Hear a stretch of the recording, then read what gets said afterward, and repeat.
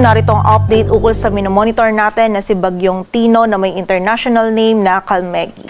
Kaninang 2 p.m. ay nag-intensify pa si Bagyong Tino into a severe tropical storm. Binabaybay pa rin ito yung Karagatan at Hulitong Namataan sa layong 805 kilometers silangan ng Eastern Visayas. Taglay na nito ngayon yung lakas ng hangin na 95 kilometers per hour malapit sa sentro at bugso ng hangin na umaabot sa 115 kilometers per hour. Ito'y kumikilos pakanluran sa bilis na 30 kilometers per hour at simula po ngayong gabi ay unti-unti nang mararanasan yung bugso ng mga malalakas na hangin and also yung mga pag-ulan dito sa bahagi ng Eastern Visayas, maging sa Dinagat Islands at Surigao del Norte na dala ni Bagyong Tino. Samantala, meron na din po mga kalat-kalat na pag-ulan, pagkidlat at pagkulog na mararanasan dito sa nalalabing bahagi pa ng Caraga, maging sa Central Visayas at sa area din ng Bicol Region.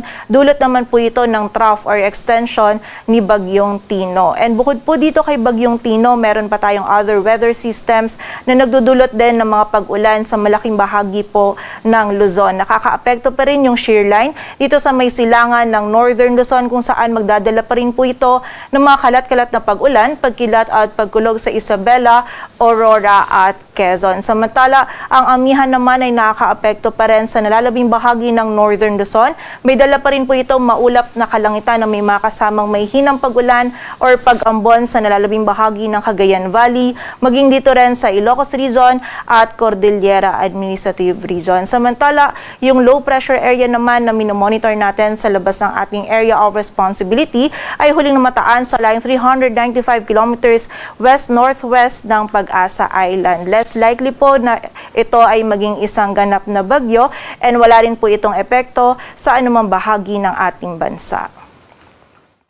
At ayon nga dito sa ating latest forecast track analysis ni Bagyong Tino, generally ito po'y kikilos pa westward or pakanluran patungo dito sa may Eastern Visayas, Caraga area. Posible po itong maglandfall either dito sa Eastern Samar or Dinagat Islands bukas ng late evening or by Tuesday early morning. And between Tuesday and Wednesday ay tatawirin po nito ang Visayas area patungo dito sa may Northern Palawan and by Wednesday onwards naman ay lalabas na po ito ng ating kalupaan at babaybayin naman ito ang West Philippine Sea. So expect po natin simula po ngayong gabi medyo unti-unti nang nararamdaman yung bugso ng mga malalakas na hangin dito sa may silangan ng Visayas at Mindanao. But bukas po ng hapon or gabi hanggang sa Wednesday ng umaga, doon po natin mararamdaman yung peak ng mga malalakas po na hangin and also ng mga malalakas na pag-ulan na dala ni Bagyong Tino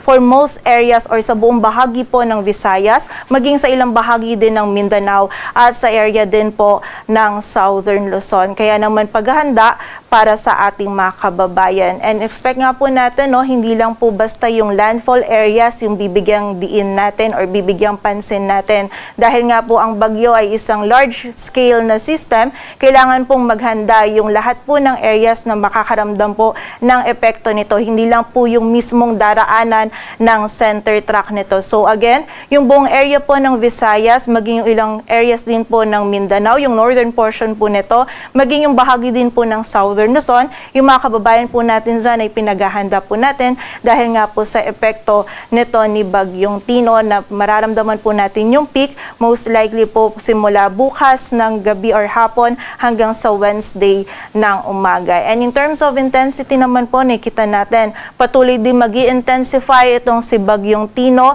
at bago ito mag-landfall ay magre-reach ito or mag-i-intensify pa ito into a typhoon category and hindi rin po natin i-roll out yung possibility dahil nga ito ay nasa karagatan pa na magkaroon po ito ng posibleng mag-undergo ito ng rapid intensification. So posible po or hindi natin i-roll out yung possibility na maabot din po nito yung super typhoon category. And also we have to consider din yung tinatawag natin na cone of confidence kung saan posible pong maging mas mataas pa or mas mababa yung track ni Bagyong Tino. But nakita po natin yung malaking bahagi pa rin po ng Visayas at ilang areas ng Mindanao, maging yung Southern Luzon, yung maapektuhan po ni Bagyong Tino. Kaya muli, paghahanda po para sa ating mga kababayan.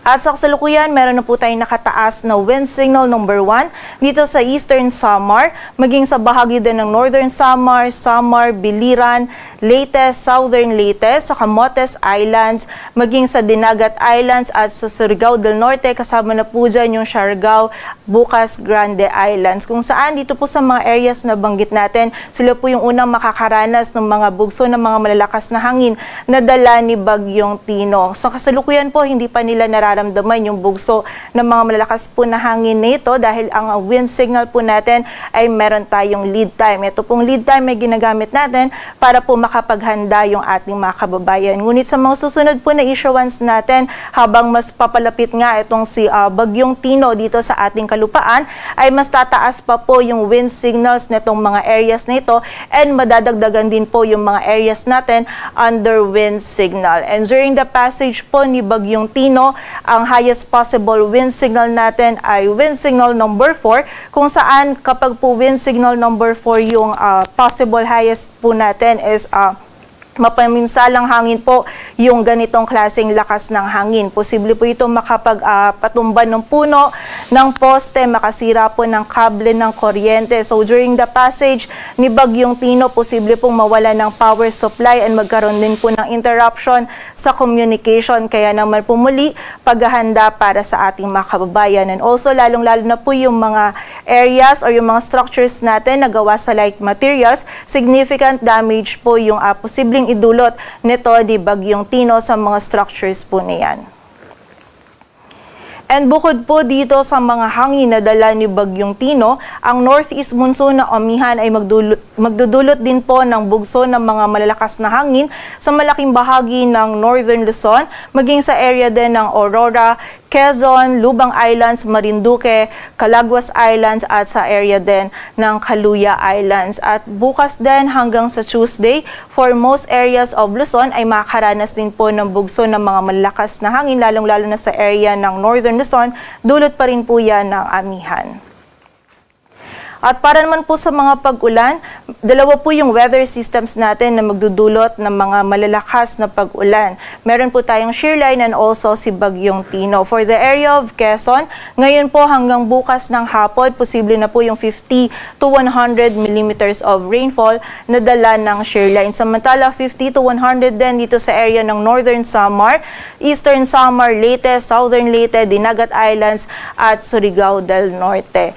And bukas naman po ng hapon hanggang sa Tuesday ng hapon, mas malaking areas na po yung makakaranas ng mga pinakamalalakas po na ulan na dala ng shear line at ni Bagyong Tino. Posible po yung 100 to 200 millimeters of rainfall dito sa may Capiz, Iloilo, Guimaras, Negros Occidental, maging dito din sa Cebu, Bohol, sa buong bahagi po ng Eastern Visayas, maging sa area din ng Dinagat Islands, Surigao del Norte at Agusan del Norte. Samantala, 50 to 100 millimeters of rainfall naman dito sa area ng Camiguin, Misamis Oriental, Bukidnon, Agusan del Sur, Surigao del Sur, for the rest of Visayas, maging dito din po sa area ng Bicol Region, sa Quezon, Aurora, Isabela, maging dito din sa Marinduque, Oriental Mindoro at Romblon, maging sa Aklan at Antique. And by Tuesday afternoon naman to Wednesday afternoon, meron pa rin po tayong mararanasan ng mga malalakas na pag-ulan sa malaking bahagi pa rin ng ating bansa.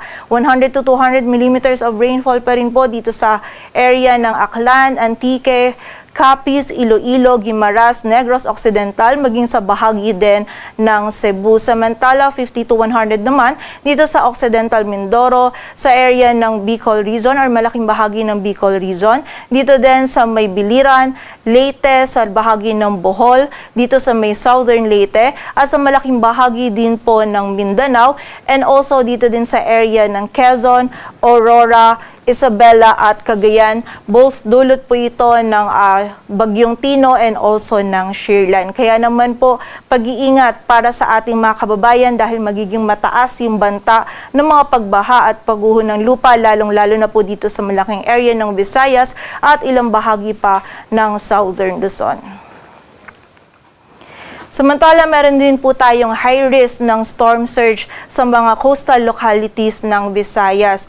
More than 3 meters po yung possible sa area ng Eastern Samar. Samantala 2.1 to 3 meters naman yung sa Dinagat Islands, Eastern Samar, maging sa bahagi din po ng Leyte, Northern Samar, Samar at Surigao del Norte. Samantala 1 to 2 meters naman sa Agusan del Norte, Biliran, Bohol, Camiguin, Capiz, Cebu sa area din ng Guimaras, Iloilo, Leyte, Masbate, Misamis Oriental, sa Negros Occidental, Negros Oriental, Northern Samar, Samar, Siquijor, Sorsogon, Southern Leyte, Surigao del Norte at Surigao del Sur. Kung saan kapag meron po tayong risk ng storm surge, suspended po yung kahit anong marine activities gaya po ng pangingisda, paglalakbay dagat, paglangoy at yung mga kababayan po natin na nakatira malapit sa mga low-lying areas or sa mga coastal areas, ina-advise po natin na sila ay lumikas sa mas mataas na lugar.